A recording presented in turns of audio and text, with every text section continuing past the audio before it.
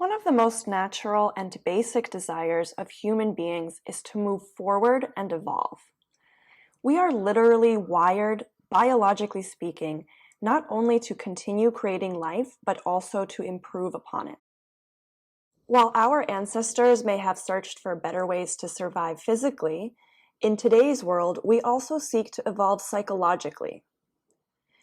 When we happen to find ourselves in a state of being stuck, lost, trapped, or blocked from our own progression in some way, it can produce excruciating levels of anxiety, simply because one of the most fundamental aspects of our being appears to have shut down.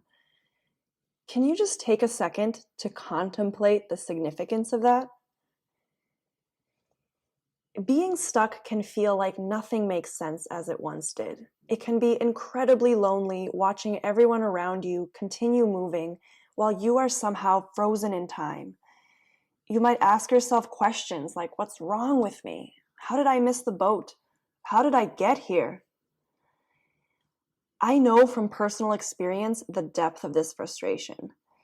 In the height of my stuckness, I observed my world grow darker until it became apparent to me that I was heading into the pit of depression, from which I knew it would be far more difficult to return.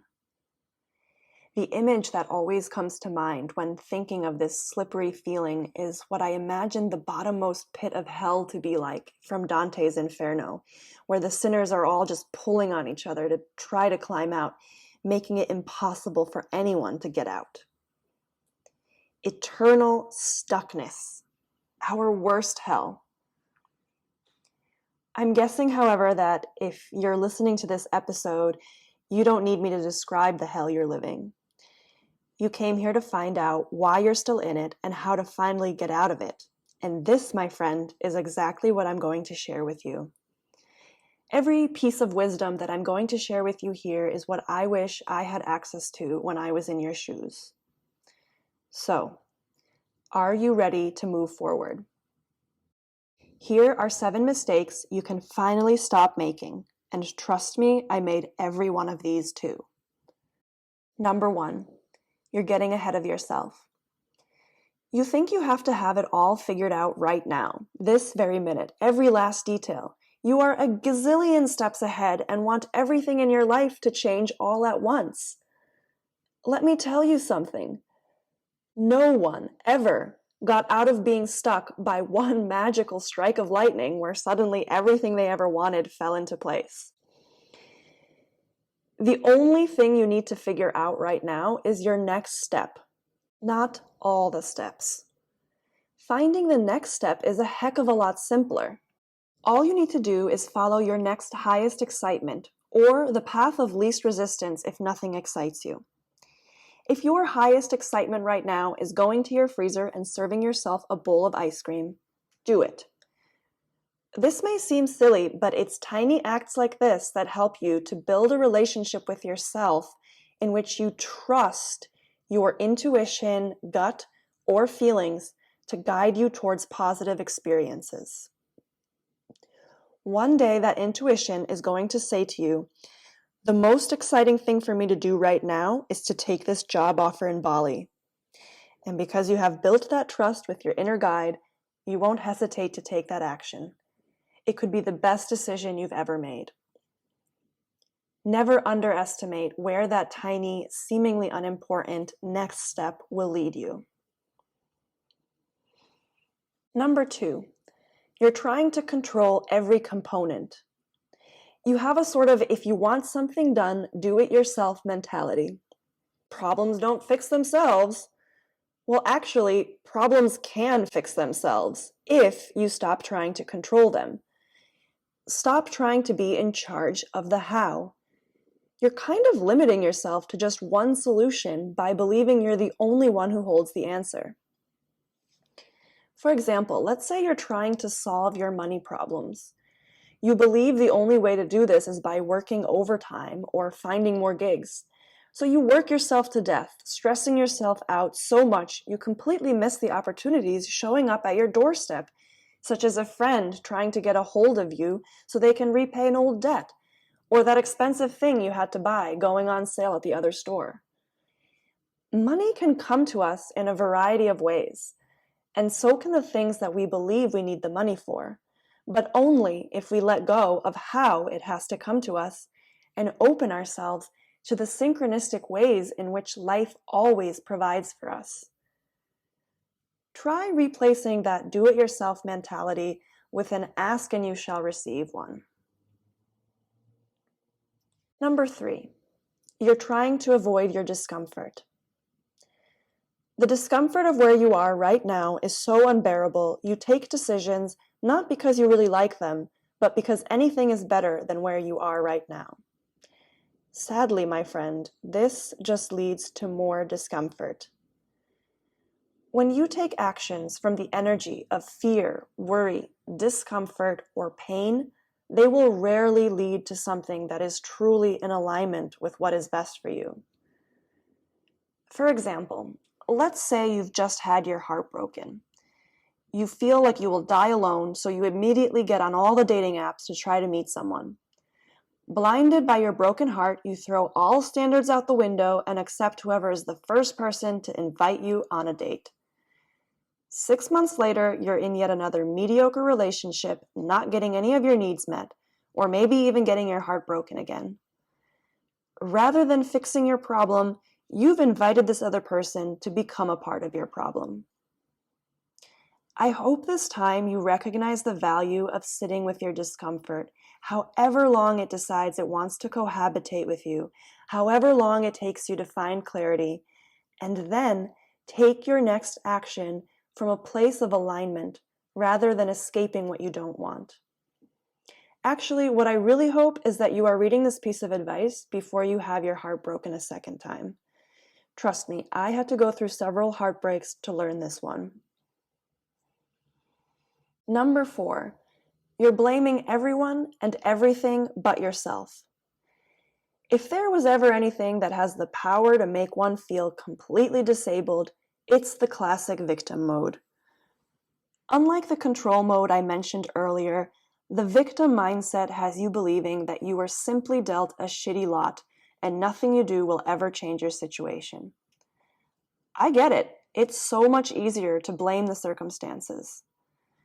The thing is, if your circumstances are any reason to not take charge of your life, then I hardly believe people like Oprah or Tony Robbins would be inspiring millions of people today. So start blaming yourself. Go on, I dare you. Although it may seem counterintuitive, when you blame yourself, you actually take back your power over those circumstances. Okay, I admit blaming is a harsh word, so let's replace that with take responsibility for yourself. You are the only one responsible for your happiness. You know why that is extremely liberating? Because you have a much better shot at changing yourself and your own happiness than you do of changing other people. In fact, by changing yourself, you change your circumstances, including the people you interact with. Number 5, you're blaming only yourself. Wait a minute. Didn't you just tell me to do exactly that? Yes, but here's why I want to elaborate on this. If the reason you're not taking charge of your life is because you have low self-esteem, you are no better off than the person acting like a victim. If you believe you're not good enough, not worthy enough, not smart enough, not special enough, or simply are a huge disappointment or failure, then you're blaming yourself in a way that is not helpful. In fact, you are just making yourself another one of those circumstances. You catch my drift? Do you know what you are underneath the story of your life, the thoughts you have, and the emotions you feel? Have you ever asked yourself, who am I really? You are actually no different from anyone else, including those people you think are better than you. You are a body, some bones, some organs, and just a big glob of energy. You have superimposed this self-concept onto this body, just like the person next to you superimposed theirs. Also, I guarantee you that those people you think are better than you also have people they think are better than them. Being good enough is all relative, so in the end, why does it even matter? If everyone on this planet constructs their own self-concept, that means you could construct anything you want. So why not create a self-concept that is aligned with who you actually want to be? Smart, funny, capable, creative, rich, free.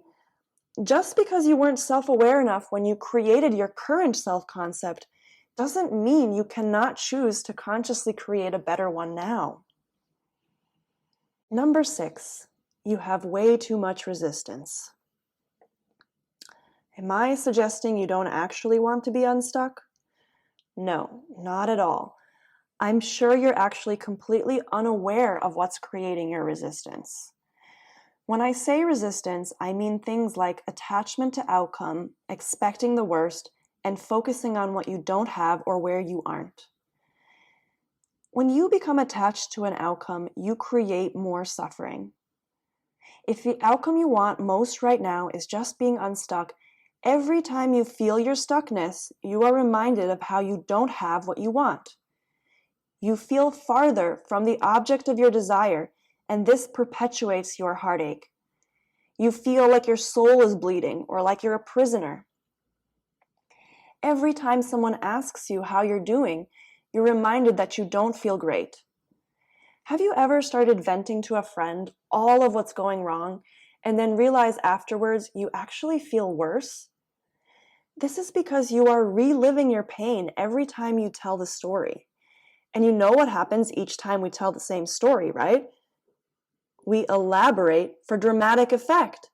So by retelling it, you're actually believing it's gotten worse and worse. This is what causes you to spiral out of control and literally cast yourself into eternal damnation in that bottommost pit of Dante's Inferno. On top of this, you also start expecting everything to go wrong. So naturally, what does it do? It goes wrong. This validates your expectation and causes more expectations like it. So let's interject with some logic here. If your mind can take you down this slippery slope, wouldn't that mean it can also take you in the other direction? What if you start focusing on your wins, the small things that are going your way, the tiny bit of progress, until there's so much momentum in this positive direction that turning around becomes harder? I remember hearing an interview with Oprah once where she was asked how she got to where she is today, and her response was that instead of focusing on what was going wrong, she focused on what was going right. And just look where she is today. Number 7, you're not facing your fears and limiting beliefs. Veronica, you're full of contradictions today.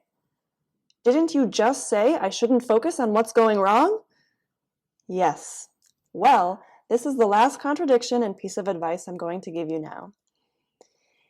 If you're going to focus on your fears or limiting beliefs, don't just repeat them to yourself like a broken record. Go in there into that inferno of yours and start reframing those nasty little parasites.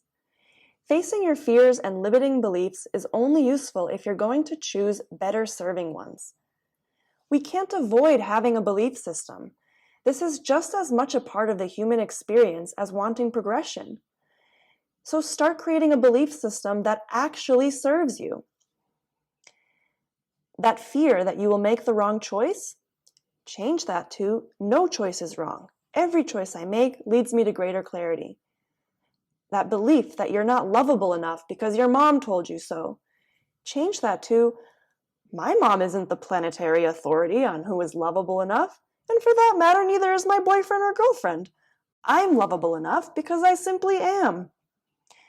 These core beliefs that you've been living with your entire life are the biggest culprits behind why you are stuck today.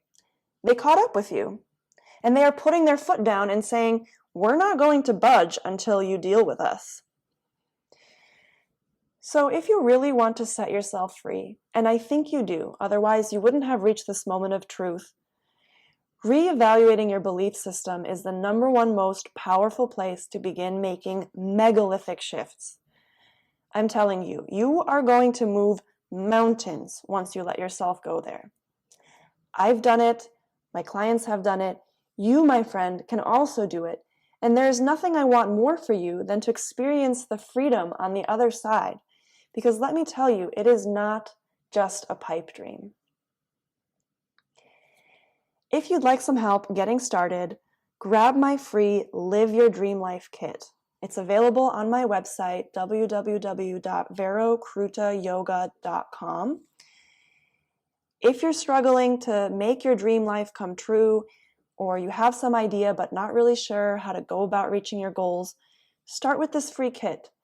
In it, you'll find a worksheet to help you identify your dominant roadblocks, a meditation to start flowing with the current instead of against it, a vinyasa yoga class for getting in touch with what's really in your heart, and a yin yoga class for allowing that inspiration to flow in your direction. This is my gift to you. It's what I wish someone had given me when I was lost, stuck, and in serious need of some guidance. I'm rooting for you, my friend.